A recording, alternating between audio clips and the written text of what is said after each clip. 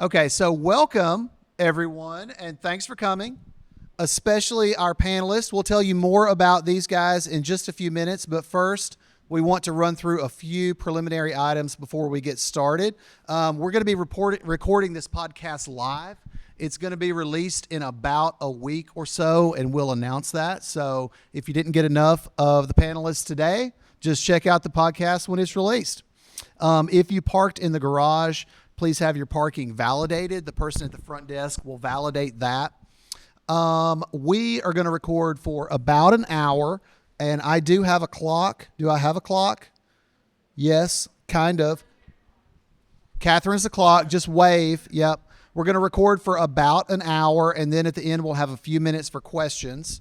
And that's it. So before we get going, we want to have a little bit of an icebreaker. And so this is not going to be a hard or embarrassing icebreaker question, but here it is. What is one thing you see most in homes that you would never use to stage a home? Or conversely, what is something that you use to stage a home that you would never actually see in a home that's being lived in? Can we clarify, are we talking like personal items? Because obviously we're not going to see like toiletries or anything like that. You can eliminate all bathroom related items. Okay. Great clarification. So I'll pick something decor related because that's what stagers bring. A live, laugh, love sign. You see a lot of those, but I will never bring one. So you would not use a live, laugh, love No. sign for staging. What No. about a sign that says gather? Would that be in the same? Or yes. Don't talk to me unless I've had my coffee. That's Either. good. Yeah, Okay. none of those. That's good. Anything answers. farmhouse. Anything farmhouse. Anything with a chicken on it. Kiss me goodnight. There you go. Not happening. What? The signs in the primary suites that say "Kiss me goodnight." I've never seen that. Okay. Yes. No. Well, you All haven't right. been in enough homes, Steve. Good answer. Good answer. Okay. All right. Beth Ann, what was your answer? Anything farmhouse Yes. related. No. Okay. Got it. All right. All right. Good answers. Okay. So now we will officially start. So welcome to the Real Estate Mailbag. I am Steve Morris, one of the attorneys at Wagon Wheel Title, and I am here with my co-host, Brandon Miller, another attorney at Wagon Wheel Title. Angie Lawless, our third partner, is at her daughter's graduation this morning, not from high school, from kindergarten, so she is missed. All right, so we are Wagon Wheel Title, a real estate title company. We have 7 attorneys on staff, and our pledge to the real estate professionals we work with is that we will make you look like the stars that you are and provide your buyers and sellers with a first-class experience. On this podcast, we interview the best of the best in the real estate industry and bring real estate tips, tricks, stories, and news to anyone interested in a real estate. We want to hear your questions going forward. You can email us at mailbag@wagonwheeltitle.com. All right. Today's panelists were selected because they are some of the leaders in Nashville's booming home staging industry. It feels like we are firmly in a buyer's market right now, and sellers thus have to put their best foot forward to make sure their home is sold quickly and for top dollar in an increasingly competitive marketplace. Our panelists are here today to share with us the importance of home staging and some of the strategies that they use to make your home look the best it can. Okay, so first up, Nikki Sanders. Thank you for being here today. Nikki began her real estate career in 2003 in West Tennessee, specializing in new construction and design. She also owned a furniture and lighting store for over a decade, deepening her passion for and knowledge of real estate interiors. Nikki remarried and relocated to Nashville in 2018 and joined the Miles team. Thank you guys for being here today. At Compass, with over 20 years of experience in both real estate and design, Nikki brings a unique dual perspective to every project. As a realtor and certified stager with the Real Estate Staging Association, she combines a designer's creativity with a realtor's strategy because she understands what sells and how to show it off. In 2023, she founded Design House Nashville, a boutique staging company focused on curated, intentional spaces. Nikki and her design team manage multiple design projects and stage both resale and new construction homes, helping properties stand out and sell faster with elevated, design-driven style. Nikki, thank you for being here today. Thank you, Steve. All right, our second panelist today is Molly Jones. Molly is a Nashville native, mother of 2 boys, and the owner of Myah Staging. Am I pronouncing that correctly? Yes. Okay. All right, a local staging and interior design company focused on personalized staging for all styles of homes. Myah stands for Make Yourself at Home, which is exactly what she wants buyers to feel with her cozy furnishings, collected decor, and thoughtful details. With a love of all things vintage and antique, Molly started Myah when her attic was overflowing and her realtor husband, Jacob, who is also here today, shout out, and friends were searching for a unique stager. Starting in 2020 in a 10 by 20 storage unit with a 900 square foot house project, Myah has quickly grown into a warehouse full of inventory servicing multiple sizes and styles of homes, from quirky cabins to over $3 million luxury listings. That's me. Hey. All right, next up is Beth Ann Seddon. Beth Ann, thank you for being here today. Beth Ann moved to Nashville from Southern Illinois in 2006 and has spent years immersed in both the creative world and the real estate industry. With a longtime passion for designing captivating, aesthetically pleasing spaces, she took the leap and made it official by launching the Polished Abode.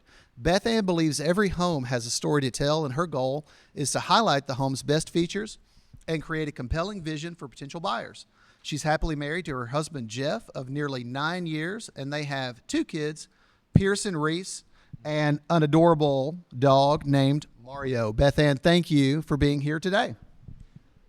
So next up, we have Brandon's favorite part, which is the Market Minute. And if you've listened to it before, we put Brandon on the clock and see if he can get through the Market Minute in under a minute. Brandon, go. Usually it's like 3 minutes. All right.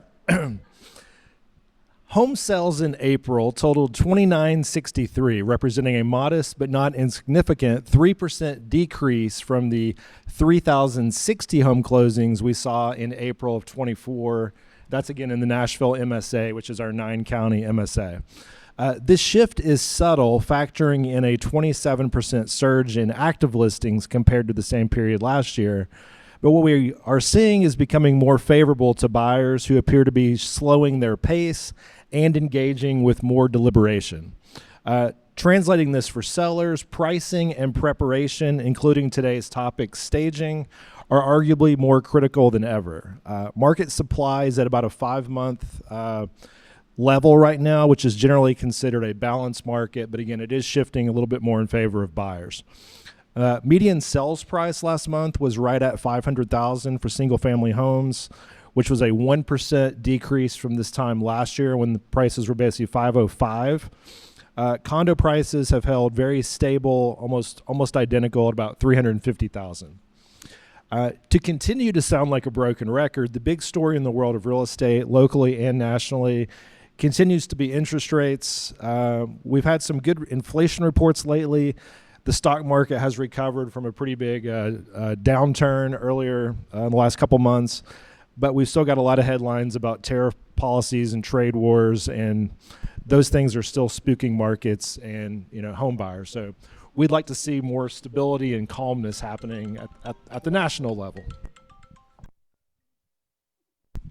Brandon, that was amazing. That was right on time. I'm kidding. I paused the timer.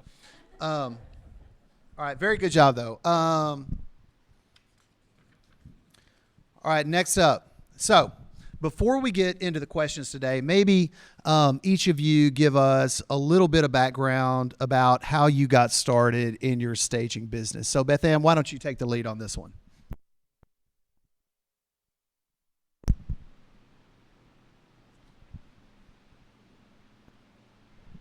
One second. And I will say, too, I'm going to say into this microphone 300 times during this show, and you will hear it 0 times in the podcast because we're going to edit them all out. So if any of you say it won't matter because we're going to edit that out. Okay, ready? Okay. Beth Ann Seddon, I've always had a passion for creating inviting, aesthetically pleasing spaces. Recently, I decided to, after being in real estate in the creative industries, I decided to take the leap and start my own LLC, my own company, the Polished Abode. After staging my own listings and helping others bring homes to life, I saw a clear need and I stepped right in to fill it. So that's my story. I like it. Nikki, what about you? I think most of mine was in my bio, but anyways, so I started new construction as an agent. I did a lot of new construction, and in that became me choosing tile and carpet and paint and light fixtures for several different builders. So that then turned into, if y'all have heard of the Parade of Homes, we used to host Parade of Homes in West Tennessee. So at some point, a furniture company backed out and said, hey, we can't, we don't have the time to furnish the home we promised you we would. So next thing you know, I'm pulling things out of my house and I'm furnishing the home the week before the Parade of Homes. So that led me to decide, hey, I actually love this. And I had a lot of people compliment me and say, hey, we could use your help with design. So I opened what started as a small furniture and lighting store that was like 1,200 square feet. And it grew, and I moved 3 times into a 5,000 square foot space. And so that became a very large project to handle on the daily. But once I moved to Nashville, I got remarried. I sold my store, and I joined a wonderful real estate team. And after the craziness of 2020 and 21 markets, we were slowing down a bit in 22. And my partner said, you sold X amount of houses last year. How many more do you want to sell next year? And I said, actually, half. I want to get back into something that I love and miss, which is home design. And as a realtor, I don't have time to do one-on-one interior design because it's a lot of hours and one-on-one consultation time with clients. So I said, the best way I think I can do this is by staging homes. I don't have to wait for somebody's approval. I can curate a space, make it look nice. And as a realtor, I know what that needs to look like. And the stager that I normally use was about 4 weeks out, booked up on the next job I called about. So I said, well, I won't have to wait anymore. I'll do it myself. And that's how it started. All right, I like it. Molly, what about you? So like I said, my husband is in real estate and a lot of my friends were. So I just kind of was seeing a lot of listings and more involved in things that he was looking at. And I just kind of was uninspired by a lot of the staging I was seeing. It just was just bland and universal. And I felt like instead of being boring to be universal, great design is universal as well. So they were looking for a stager, and I just kind of looked around and I was like, I think that's me. Like, I think I can do this. So Chris, who just walked in, gave me my first opportunity in Clarksville. That was huge. And so from there, it was just more about trying to put my spin on listings and trying to make something truly unique so that agents would have a product that they could sell that stood out from the others. So that's how I got into it. All right, well, thank you guys. So our next segment is called Breaking Ground, and that's where we bring you recent real estate news and get your reactions to the stories. And so I have a couple of articles here that you guys had shared. And the first, the headline is the National Association of Realtors report reveals home staging boosts sales. And this is a report that came from the National Association of Realtors. And a couple of its findings are 29% of real estate agents reported that staging their sellers' homes received between a 1 and 10% increase in the dollar value offered. When homes were staged, 30% of the sellers noticed a slight decrease in the time on the market, and another 19% noticed a significant reduction in selling time. So 49% of people noticed shorter time on the market. Tell me, did those things fit with your guys' experience? Like, what's your reaction to that article? Yeah, absolutely. I think one of the things staging does is that it encourages people to spend more time in a home. You know, they have more things to look at, more things to connect with. And so they really can meander through and, you know, staging is kind of psychological. You want to create design that opens sight lines to kind of draw the buyers in, or you can, you know, use decor or little things to grab their attention and to really pull at their heartstrings so that they form an emotional connection with the home. And so I think that alone, you know, when buyers are emotionally connected, they're more willing to go into bidding wars, and they're more willing to see the hardships through if things come up in the closing process. So I think absolutely that it encourages all the things that it said. Yes. All right, that's good. So sometimes this part gets cut, so don't worry about this. So if you guys if you have things to add, feel free to jump in. And if you're like, she covered it, then that's cool too. So do you guys have anything you'd like to add to that? I'll just add that, you know, a staged home, the stats show a buyer forms an initial opinion about the house within the first 15 seconds of opening that front door. So it is extremely important, especially when you're talking about stage versus empty. It's a totally different, as she said, emotional connection. And it's also not about how you live in the house. It's how you want to live in the house. And that's what staging does. Exactly. It's not about imagining yourself there. It's about feeling yourself there. You can feel at home when you walk in.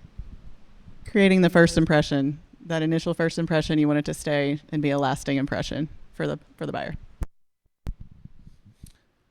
The big live life love sign. Right. You will laugh a lot if you live here. Okay, so do you want to take that one or you may take that one? This one? Yeah. I'll take it. Okay. So can I tell us a little bit about, you know, we always ask our panelists about, like, where do you all go to find kind of real estate news? Now, I know you may not all follow like kind of like sales news and interest rate news, but so what do you all sort of go to for inspiration, ideas, and sort of general knowledge about what you do? I think you being a real estate agent, first off, it has to be a great avenue for you. For me, it's just friends, network, you know, being around people who talk about what's going on, or Instagram or news, all that. For inspiration for staging, I go to all of the different furniture markets. They're in Vegas, Atlanta, High Point. So you go there and see the latest trends, and they're far in advance of what's here now. So you can make your purchases based on what you see coming before the actual public ever sees it. And that's where I draw inspiration from. And then just keeping up with, I am part of the Real Estate Staging Association, and keeping, in with them and keeping up on the latest trends, pricing info, it's all important. So if we wanted to show up to one of these furniture markets, can we do that? Or will they like ask to see our card when we get there? They will definitely say no to you, Steve. To me specifically. But Brandon might. They would let Brandon Nick in. Yeah, for sure. Okay. So one more article to talk about. And I think, Nikki, you had shared this one. It talks about home staging versus virtual staging for real estate. And so I was not that familiar with what virtual staging is and had not really heard anything about it. But it's like when you see like one red car and then you see like 1,000 red cars. Like I heard somebody say over the weekend that they had just been charged a virtual cleaning fee for like their virtual staging photos. And I was like, I don't know what that is. And then they explained it and it kind of made sense. But anyway, sounds like it's out there. So tell me kind of your guys' impressions, real staging where you walk in the home and see the furniture versus virtual staging where they kind of like electronically add furniture to the house and then you look at the pictures of that. But then when you get there, it's not actually there. I feel like in-person staging is the way to go because you're having a warm environment where you can actually go and look and touch and see and feel things while you're there. and that can create that emotional attachment to the property. Whereas if you're doing virtual staging, it's almost a lie, because you actually go to the home and nothing is there, and you're just looking at this picture and looking around the house, and you can't feel anything while you're there. So that's my take on that.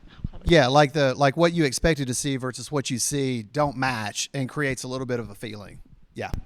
Yeah, I think there's a letdown when you're expecting something and then you show up for the showing and you're disappointed, and that's not at all what you want buyers to feel. You want them to be even more excited about the home when they get there, so that they don't have that letdown feeling. And I get virtual staging does bring people in, but so does good staging. There's two parts. There's staging for the photos, which is very important, but then staging for the showings. So we know how to nail both of those. So if you're only getting the virtual staging, you're missing out on the best half, for sure. And I'll add to that, the virtual staging has come a long way. I used to could zoom in and see that chair's not even sitting on that carpet, and that kills me. But, for some projects, virtual staging is the way that a lot of people have to go, especially, when you've got a lower price point place. And as a realtor, it does get you in the door, and that's our goal, get you in the door. But it does meet with some disappointment, because an average showing is 6 minutes, and a average showing with staging is actually up to 40 minutes. So it really can make a big difference. 6 minutes? People walk in and 6 minutes later, they're like, this is not for me? Sometimes it can be 30 seconds. I've had them open the door and go, no, and close it. That one wasn't staged, of course. I love it. Okay, next segment is called Path to Profits, and that is where our panelists are going to share their tips and stories of success so that you can elevate your game in real estate, learn more about their business. So, Brandon, why don't you take the first question? Okay, so we're going to zoom out here, big picture. In each of your own words, what is home staging? Anybody can have the first question. I think home staging is creating a vision and a lasting impression for buyers so that they'll walk in and say, this is the one. I think home staging is less about where does the couch go, where does the bed go, but it's more about how am I going to live in this house? Where am I going to sit for breakfast? It's letting the people see their families in the houses. So home staging is more like it's showcasing is kind of how I view it. All right, got it. So probably a question that a lot of people ask. So if I'm budgeting for staging at a listing, like should I think about that? Like how much does it cost? How do you set your prices? Just to give a little thought about this before they answer. So as someone who knows nothing about home staging, we had kind of an introductory breakfast to get together and kind of talk about it. And they told me these answers, and I was like, I literally thought it would be twice as much as that. So hopefully between then and now, you're going to say a number that was twice as much as what I initially heard. Okay, go for it. Thank you for allowing us to raise our prices, Steve. We're unionizing right now. I think to answer just a little bit of that question is a lot of it depends on the value of the property. So we're not going to put in, say restoration hardware in a $300,000 property. And then, if you've got a $3 million property, we're not going to put in lower end furniture and furnishings in a $3 million property. So it all depends on the property value and your list price, and then it goes from there. So there is a strategy behind it. As we say, it's cheaper than a price reduction on a home. I love that. I love that. I think the average stage in the United States last year was around $1,500, but that was for smaller homes because there was a lot of condos involved in that. But on average in Nashville, the price point you see is $2,500 to $6,000 or $7,000, depending. We're talking a $400,000 house to a $3 or $4 million house, and it depends also. When you stage, you're doing most of the time you're doing a living room, a kitchen, a dining room, and the primary bedroom. Sometimes we add, patios and that type of thing. So it depends on how much staging you actually get. Like a model home would be more because you're doing every room. And so how do you charge? So is it kind of an upfront setup thing, and then for however long I want the staging, there's additional monthly? How does that work? Yeah, like she said, I have a minimum of $2,500, and then I'll charge by room if you add rooms, and if a home has larger square footage, that'll add to it. If you're each room, bedrooms are cheaper than additional living spaces. And you kind of have to walk through the property because everyone's different. You could say living room, but one living room could have multiple seating areas. So we just kind of give a quote based on the amount of furniture we'll have to bring, as well as the square footage and the quality, the value of the furnishings as well. Which one next? So give us each your kind of value pitch. Why is it important to invest in staging for a listing? Or to put that another way, why should an agent call you? And I know one thing we kind of talked about is that each of you kind of do a little bit of a different thing, and you can have staging that's kind of new construction or vacant property versus somebody who maybe has some furniture. It's it's an existing home. But kind of tell us about that.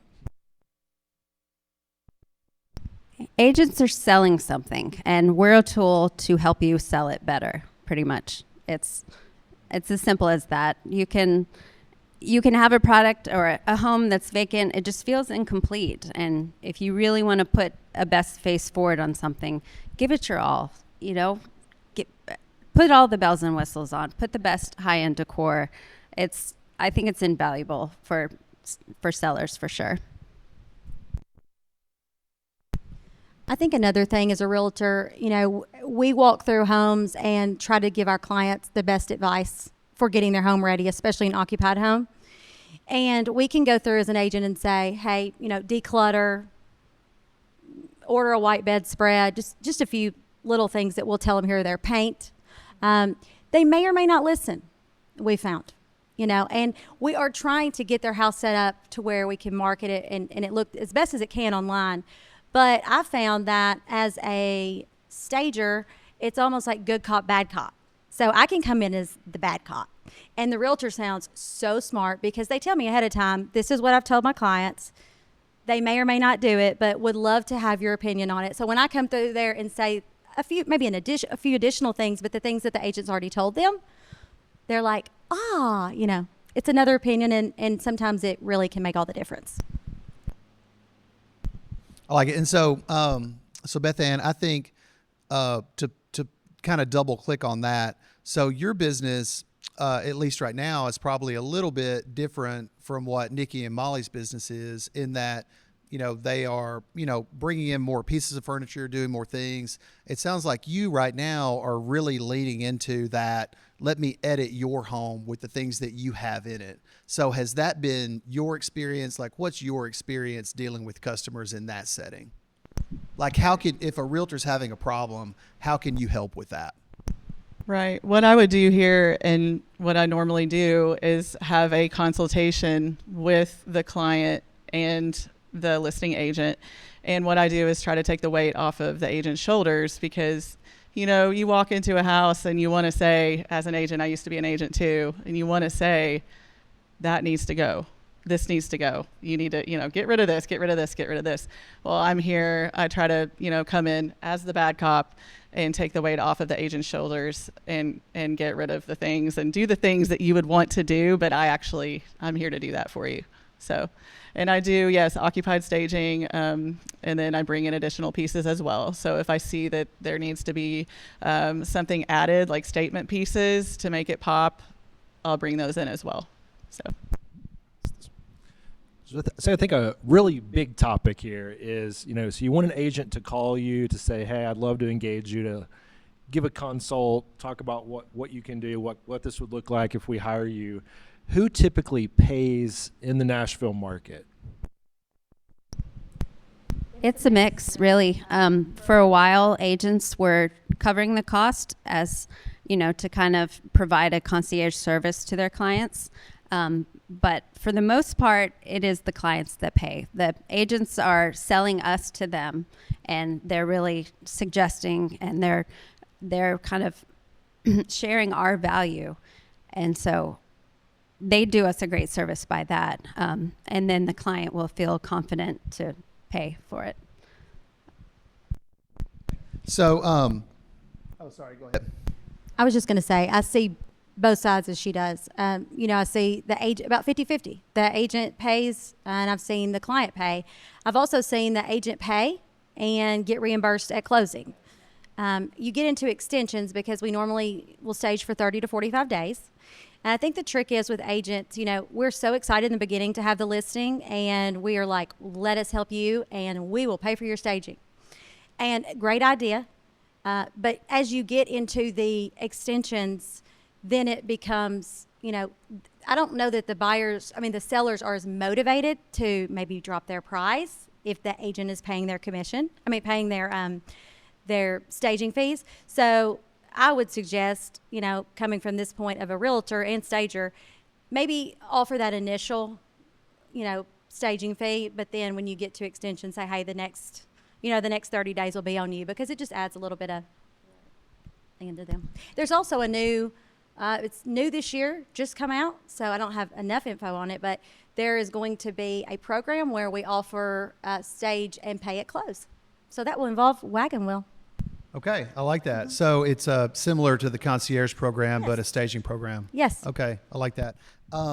Yeah, I like what you said about maybe if the realtor does pay for the initial, then move the payment to the client as time goes on. So you align those incentives in actually getting the house sold. So that's good. And I think Nikki, it was you had shared some thoughts about, I'm sure you get questions all the time. Is your commission the best you can do? Like all that, and using the staging conversation is kind of a barrier against the commission reduction and showing you can provide some additional value and flexibility. Tell us about your thought on that. As an agent, we hear, hey, let's have this commission conversation. What are you going to charge me? Can you cut it 1%? And they just throw out that number. If we're talking about $1 million house, that's $10,000. They're not really thinking about the $10,000. They're thinking 1%. That doesn't calculate in their head what, and then of course there's questions we ask as agents, why, and what about that's important to you. But I feel like as a stager, I see where agents come in and say, they have their conversation about their commission. I won't say what they say, that's not my place, but they also can say, hey, we'll throw that initial consultation, staging fee the first 30, 45 days your way, and you're talking about $2,500, $3,500 versus $10,000. And they also see you and the stager involved and come in and actually physically there doing work, and it adds value versus just cutting your money $10,000. We can show that we're worth more than that, and there's a reason why.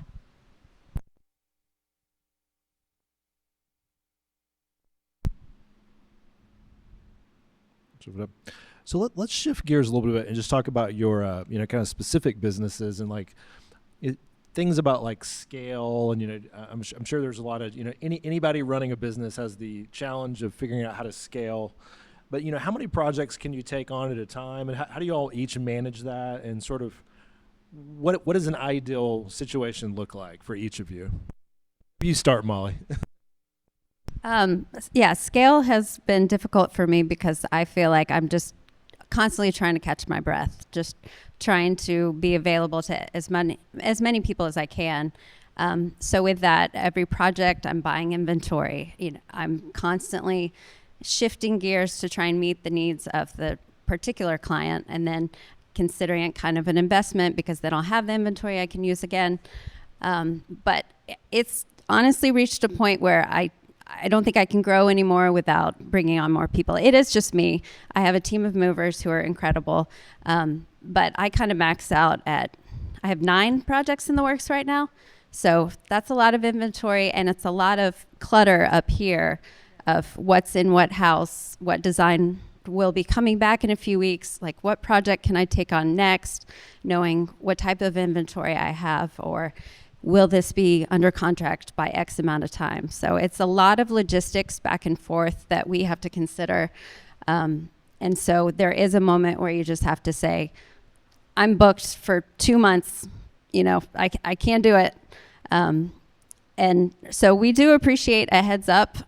Agents, the longer you can give us, the better we will be. The more time we can focus on your project, the better.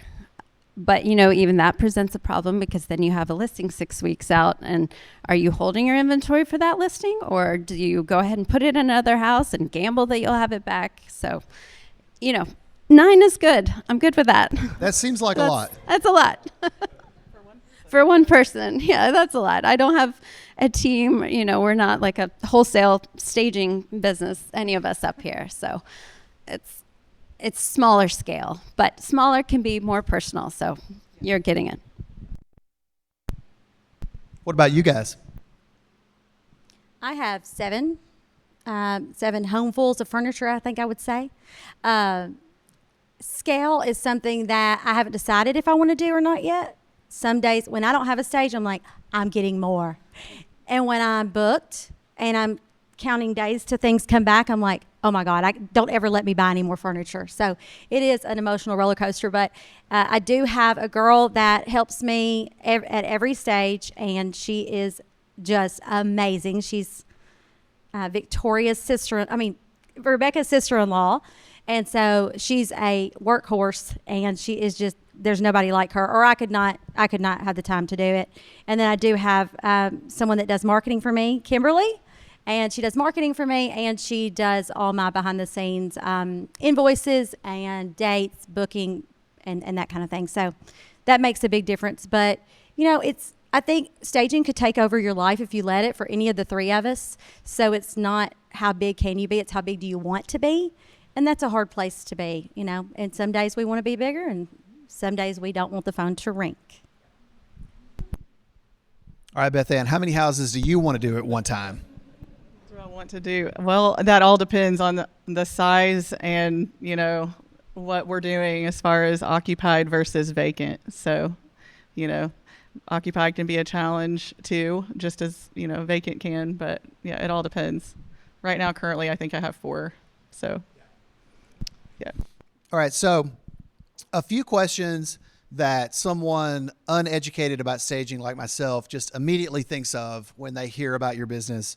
3 questions. Number 1, where do you keep all of your stuff, to the extent you have a ton of stuff that's not in a house?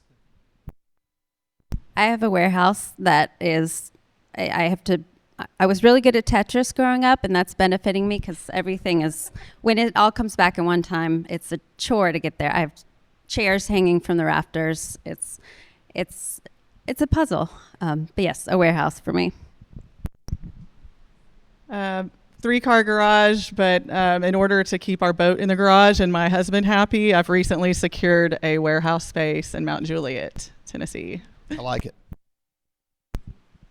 I have 3 storage units, and my garage, 3-car garage that no car is in.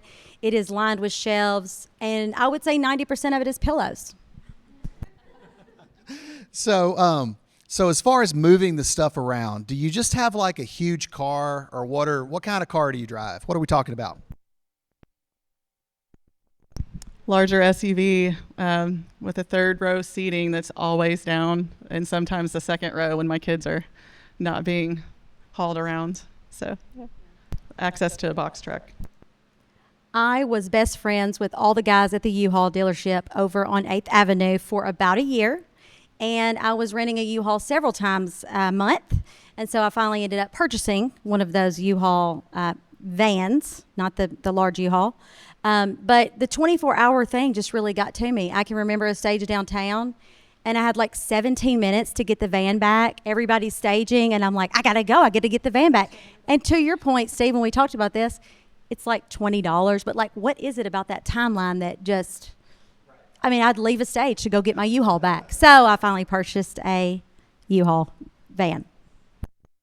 Toyota now has a Grand Highlander, which is bigger than the others. It's a lot of cargo room, so that's what I drive, and it's amazing.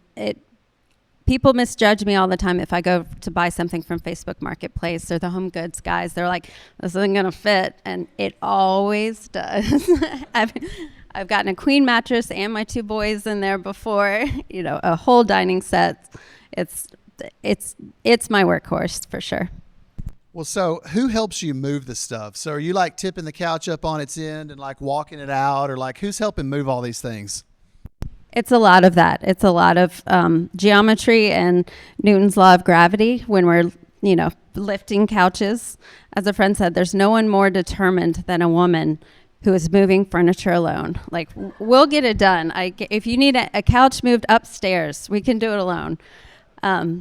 But I do also use the best movers in the business. They are At Ease Moving.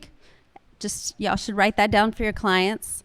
Big green truck with a peace sign on it. They're amazing.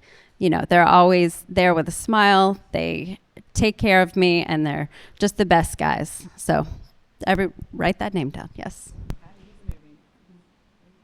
I have a moving company that I use as well that several other local stagers use. So they primarily just move furniture for the stagers. I moved my first 5, either my husband and I or my 17-year-old son and I.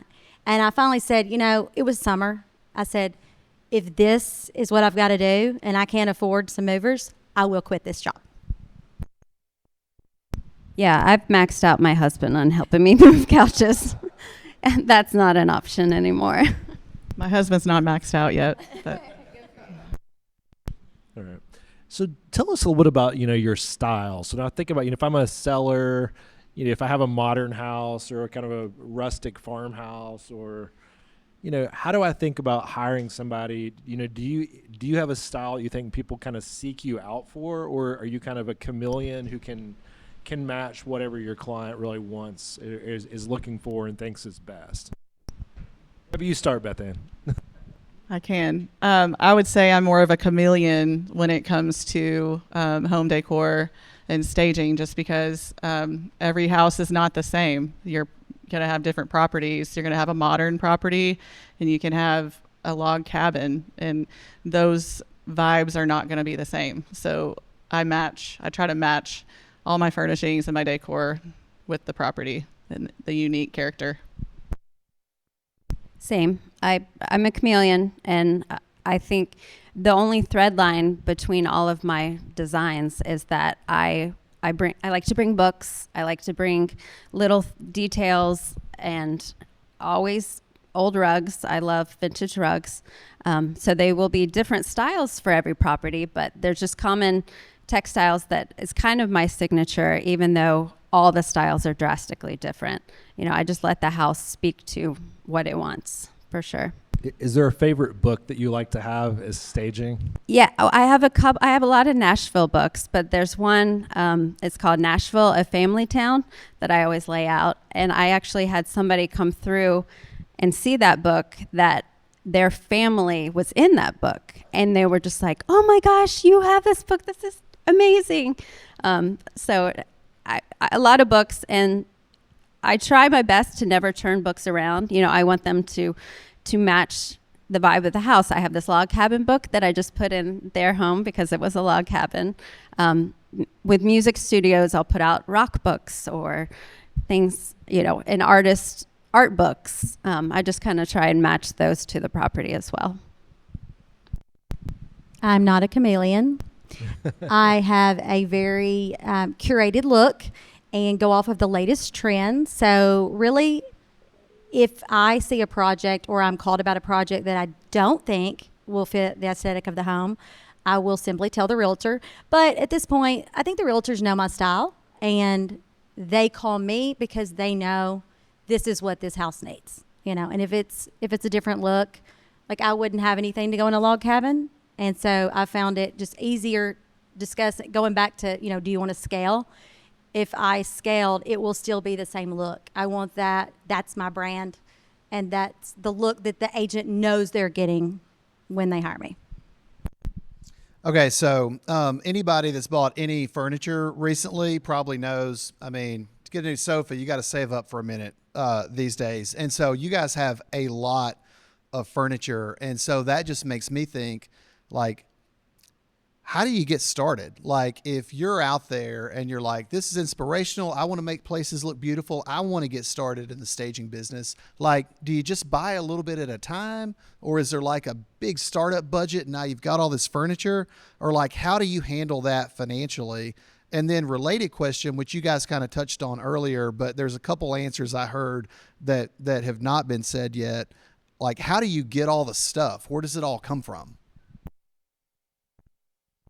All over. We're sourcing constantly because we can't buy high-end. Well, we can't buy the most expensive things that you see. We're trying to find things on a budget. So starting up required way more capital than I anticipated. And still, I'm constantly buying, constantly sourcing. And that's a big part of our time as well. Is like after we're lifting furniture all day, I'm in bed on Facebook Marketplace. I'm looking at wherever I can get anything. So with prices of furniture going up now, it's very difficult to meet up with demand with inventory. So we're constantly scaling up that way. I first started off in the first year. I literally just bought enough for one house. I was going to stage one of my own listings. Of course, I got that teed up, and they decided not to sell. So luckily, someone on my team, Rebecca, had somebody lined up that I got to stage for. But saying, where do you get it? Like she's mentioned, everywhere. So I've purchased Crate and Barrel dining room tables for $300 on Marketplace because Nashville has the best used furniture ever. But, the bigger pieces we'll get from there if we see something like that. But I also, as I mentioned, go to market. So all my stuff is shipped in boxes and new. Of course, I buy wholesale. So there's that. That helps you on the budget. And then how much do you spend? Depends on, the more you buy, the bigger your discount as something like Market. But they come from everywhere. We go to Target. We go to Home Goods. We go wherever necessary. And we do have trade discounts. So at some of the high-end stores, if you use us, we can get access to better quality items. Consignment stores as well, like Remix, Nashville, Murfreesboro. Okay, so now we've got the lightning round. I'm going to give you two choices, and you guys let me know which one you think. Okay, so first question. Occupied or vacant if you get to work on a place? What do you prefer? Vacant. Occupied. Vacant all day long. All right. What Beth Ann does is invaluable.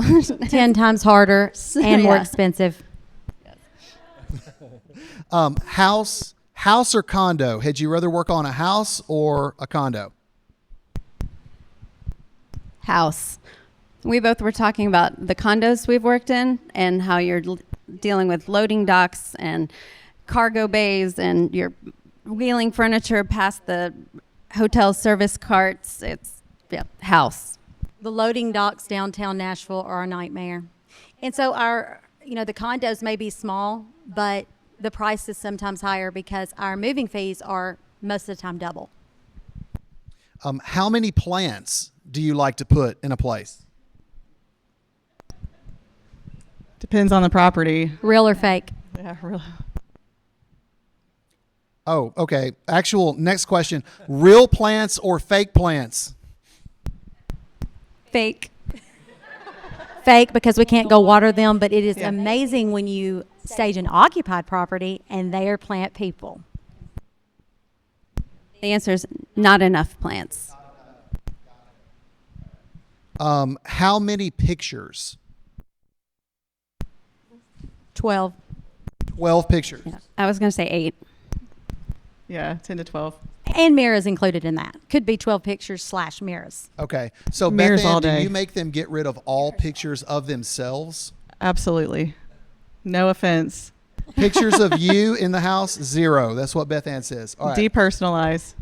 All right. So next segment is called Around the Wheel, and that is where we ask you kind of bigger picture questions to get your reactions. So first up is Brandon. Okay. We've all been in homes that feel dated or cluttered. Tell us your strategy when you encounter a home like that. Obviously, this would be a non-vacant home scenario.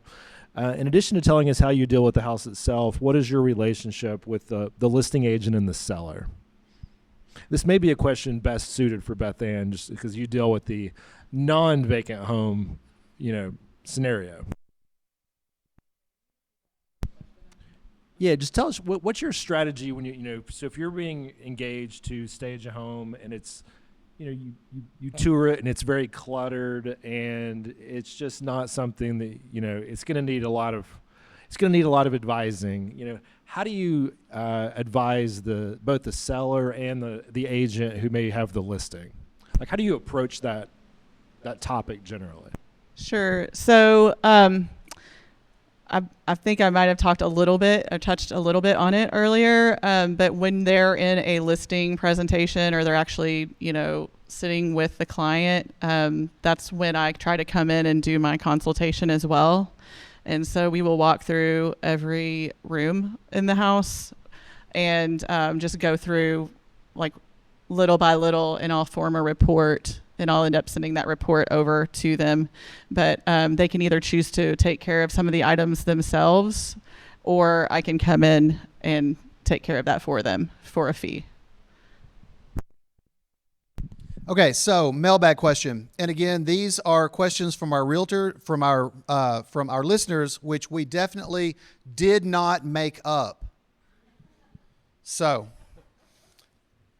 question. I've been an agent for 5 years and work with builders, so I have a lot of new construction inventory for sale. A few years ago, it sold quickly, but lately sales have been harder to come by. How do you suggest I approach my clients about investing in staging? You set up a meeting with us. Let us sell your client on why they should stage. If it's vacant, you want your client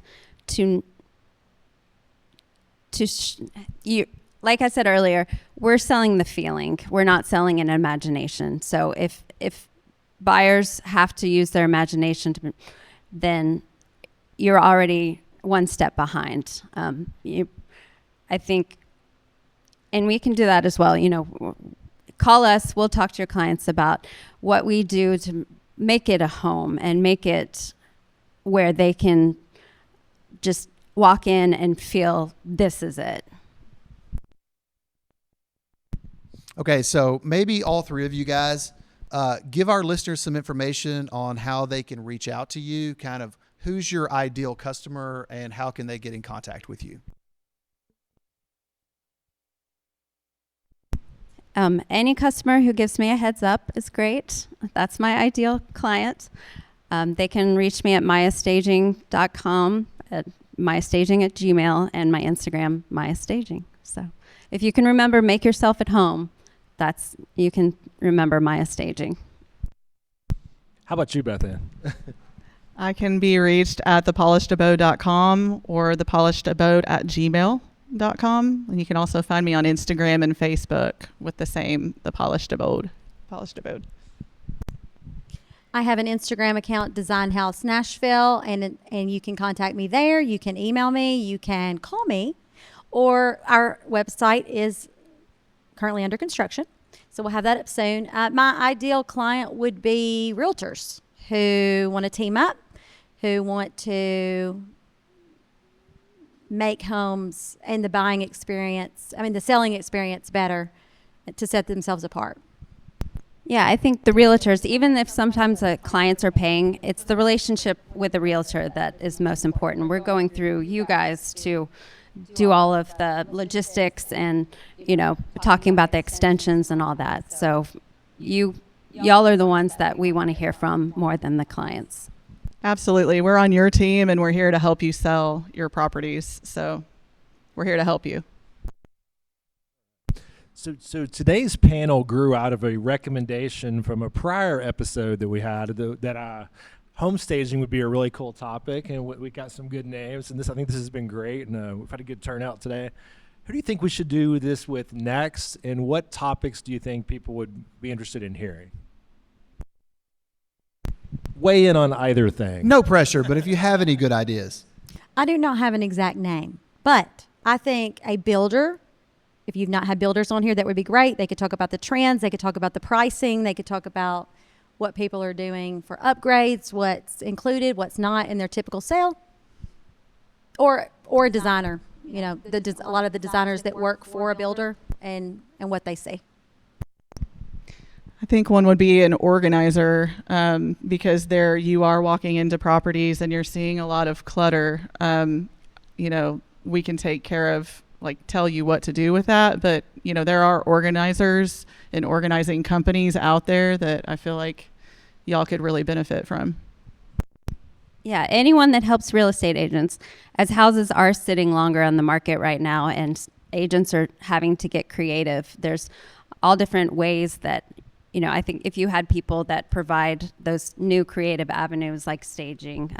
We have Lori here, does energy cleansing for properties, which can work wonders as well. You know, everyone has walked into that house that just has bad vibes and they turn away immediately. So she comes and helps with that and cleans up those bad vibes. So that's...